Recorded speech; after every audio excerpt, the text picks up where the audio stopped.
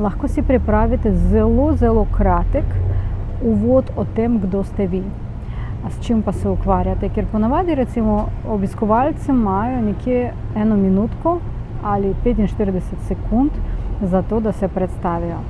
In to po eni strani se zdi mogoče malo, po drugi strani je kar dovolj, zato da poveš kakšne 2-3 stavka osnovno o svoji dejavnosti, s čim pa se ukvarjaš.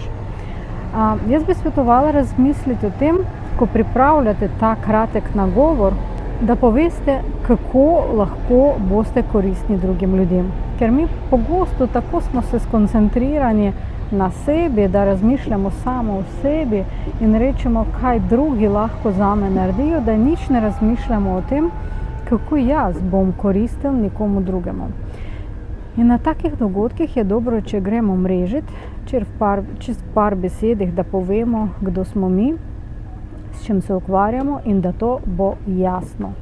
Da iz tega, kar ste povedali, takoj ljudi bodo ugotovili, aha, ta človek se ukvarja s tem pa tem, pa če bom to potreboval, kdarkoli lahko se obrnem na njega. Tudi lahko si pripravite vizitke, ampak res, vaš nagovor, vaše tiste par besed so zelo pomembne. Ljudje tudi imajo radi zgodbe in opazujem, ko vidim različne nastope, tudi take kratke nastope ali predstavitve, da če ljudi povedo kakšne zanimive zgodbe iz svojega poklica, to tebi kar tako pade v spomin in to se zapomniš. Zato pa tudi je dobro, če si naredite kako kratko zgodbo, če jo imate.